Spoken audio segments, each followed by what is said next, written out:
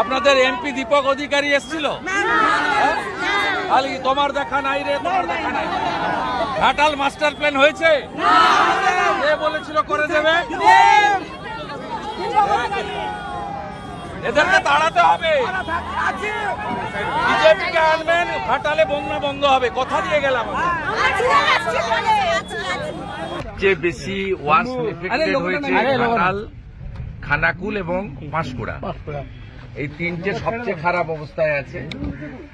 আমি অনুরোধ করব বিভিন্ন এনজিও সেবা প্রতিষ্ঠান তারাও একটু গ্রামের ভিতরে এসে রিলিফের কাজ করুন, কারণ আমাদের রিলিফ কাজ করার সীমাবদ্ধতা আছে। আমরা সরকার না, তার মধ্যে আজকে নিয়ে 4 দিন আমরা দাসপুর ঘাটালে প্রায় 7-8 হাজার করে মানুষকে রান্না করা খাবার দিয়েছি।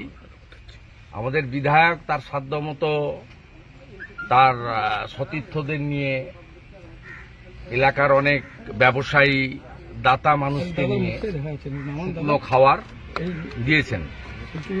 আমরা বিধায়ককেও কিছু তারপলিন দিয়েছি। আজকেও আমি বিধায়ককে প্রায় 800,000 মতো তারপলিন আমি এখানে দিয়ে যাচ্ছি যাতে দিতে পারে, কিন্তু একটু এটা সমুদ্রে বিন্দু।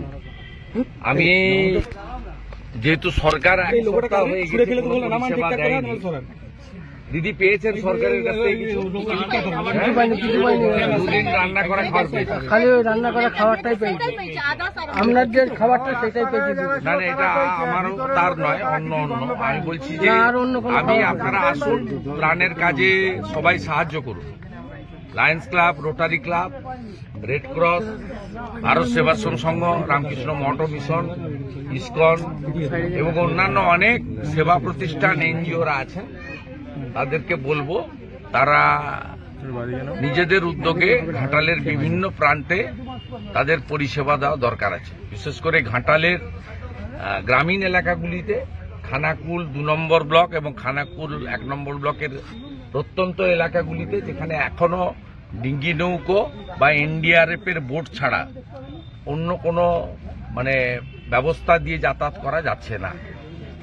এবং সবচেয়ে বড় কথা হচ্ছে বেবি ফুড এবং গোখাদ্য। গবাদি পশুগুলো 5-6 দিন কিছু পায়নি, অতএব এটাও সকলের দেখা উচিত।